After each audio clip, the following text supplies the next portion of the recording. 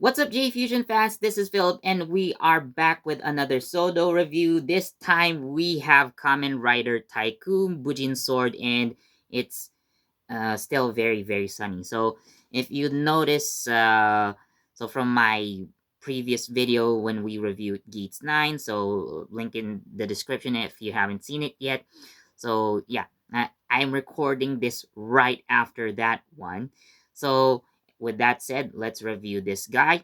So articulation, we have a head, which you can turn it around, but wow, the neck is quite tough. But yeah, so unlike Geats 9, which has like a very high collar, so this one doesn't really have much of a collar, so you can turn around the head 360 no problem. I mean, you can also tilt up and down, and the arms, function as they do. So arm raise more than 90 degrees, turn them 360, like upper arm rolls, sure. I mean, you have a joint here to turn the arms around. You have your elbow joint, and your hands can move 360 and tilt like this. So you have your waist that can turn 360 if it's not hitting the belt. And same for the legs. So the thigh roll joints are inside the armor, so they're quite covered. Of course, you can go 90 degrees, the knees move as usual, and the feet are on a ball joint like so. I mean, if you've seen my sort of videos, I don't really have to explain much of the articulation, but for this one, of course, it also has a cape, so you can swivel the cape around like so, and I kind of removed it again, but yeah, you can swivel the cape, flip it up and down, and yeah, so that's the articulation for this guy. Now for the accessories, so uh, Tycoon has 3 pairs of hands. So Geats only has two. So like the open hands and closed hands slash weapon holding hands. And for Tycoon, so he has an additional pair of hands which allow him to hold the sheath like this. So the sheath is a separate accessory. So of course, you can take it out like so. So this is how the hand looks like. So there is like a joint underneath, so you can hold the sheath like this. Just put it like so, and there you go, right?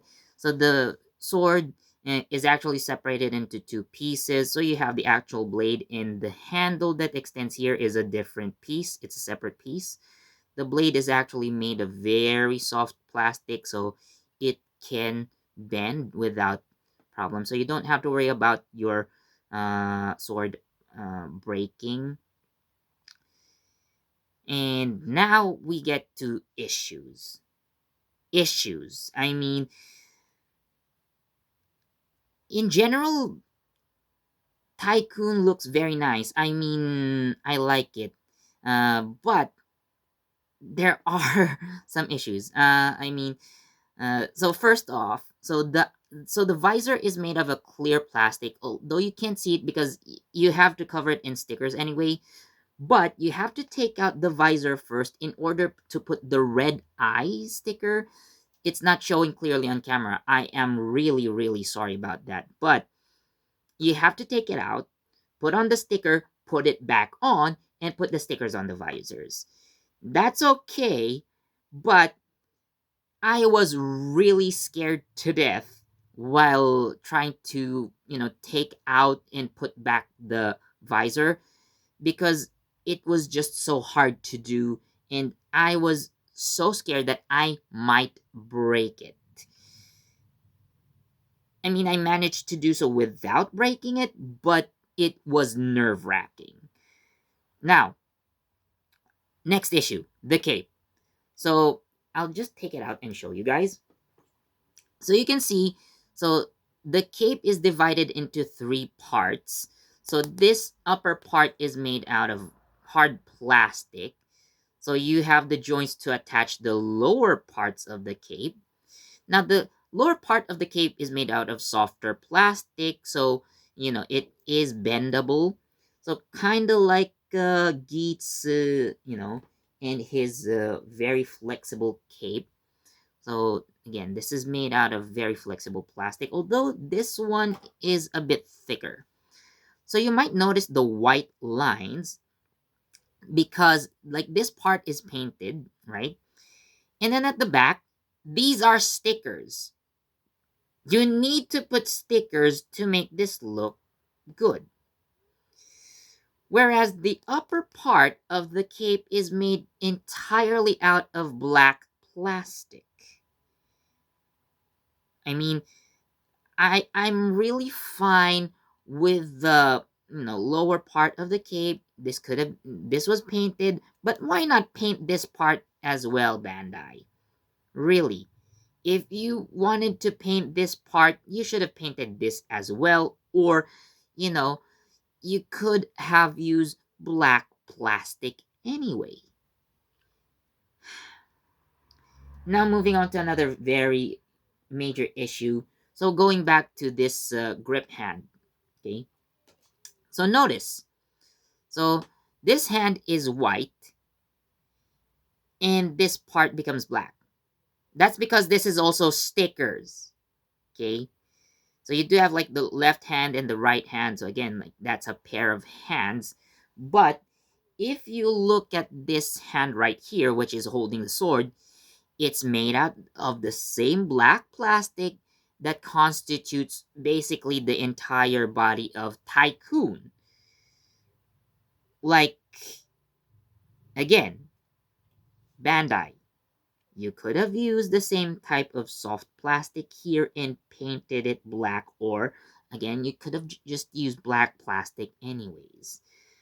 What's going on in your heads? I can never understand. So, anyways, moving on. So, another optional part maybe. So, if you look at the head, so just right above the eyes, so you have two types of stickers you can put on that part. So, like just between the ears and the eyes. So, I put the black stickers. So, you have like the red version. So, this shows like, so the black one is the edgy edgelord Keiwa version. If you put the red ones, I mean, you get like the good Keiwa version. But I just prefer the edgy edgelord Keiwa over, the regular Keiwa. I don't know. He's just more badass. I mean, he's a jerk, but he's still a badass when he was an edge lord. I mean, come on. But yeah. So, overall, when you look at the design, it doesn't really have, you really won't have much of a problem, but some of the design choices for this one really got me scratching my head when I was putting this together. I mean, putting stickers on the sheet, no problem. Putting stickers on the sword blade, no problem. But, like, why the hands must be made out of different colored plastic and you have to put stickers to make them look more accurate, which really looks awkward, instead of just like using the same color of the plastic. I mean, even if it's a different material, but black. I mean, would it really kill you, Bandai, if you used the same color, for consistency? And the eyes, like I've said, like it got me really, really nervous when I was trying to uh, it doesn't really show well on camera, but like right in the middle of the visor, like you can see a white crease where like the it's like the breaking point. I was just so lucky that it didn't break, but man, like it almost cracked. Or maybe I wasn't doing it quite well, but nonetheless, it was really, really hard to do so. Anyway, so another major issue. So if you've seen my Geats review, my Geats 9 review, so this isn't the Tycoon stand. This is from Geats 9, by the way. But you have the same stand with Tycoon. Like you just put like this, and that's your stand. Again, really bad decision on Bandai's part, I think.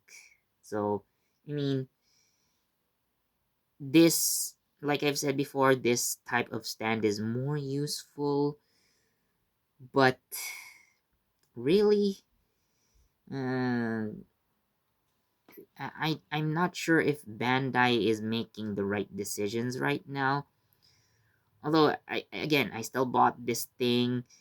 I paid for it with my own money, and you know I wanted to get my money's worth, but it's not 100%. I mean, like, if it looks good, it looks good. That's fine. And like, it's the cheapest way to get these figures. But like, you're not really getting your worth, at least with this guy. Like, uh, a lot of things could have been made more, better, even much better. But what can I do? Bandai is Bandai, but you're probably thinking, you're gonna spend money anyway. So I mean, you're right, but again, weirdly questionable stuff. But so overall, I'm giving Tycoon a 3.5 out of 5. It is decent. Like, the articulation, the joints in general are good, quite tight actually. So, I mean, you can do good poses with it. It looks nice, but I'm probably gonna switch to a regular open hand. I mean, I wanted to show you guys the sheath holding part, but yeah, I think it's much more consistent if I just use like the open hand for this one. And like, I can actually use it like two hand, like like Keiwa wielding his sword with two hands looks nice. And because I have this, I can have him, especially I'm using the edgelord version.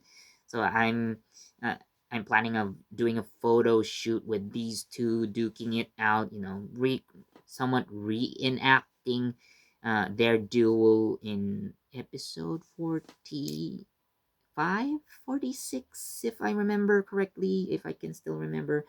Leave it down, write down in the comments which episode Keiwa and K1 Ace had their actual duel.